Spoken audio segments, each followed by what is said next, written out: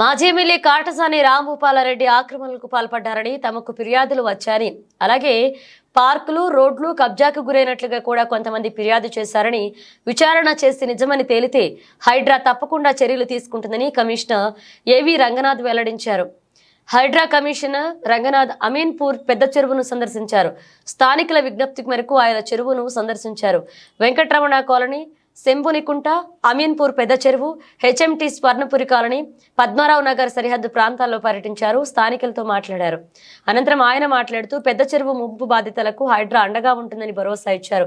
అమీన్పూర్ పెద్ద చెరువును సంబంధించి అనేక ఫిర్యాదులు వచ్చినట్లుగా చెప్పారు. అలుగులు, తూములు మూసేయడంతో ఎఫ్టీఎల్ పెరిగినట్లుగా స్థానికులు ఫిర్యాదు చేశారని తెలిపారు. దీనిని ప్రత్యేక టెక్నికల్ బృందంతో సర్వే చేయిస్తామన్నారు.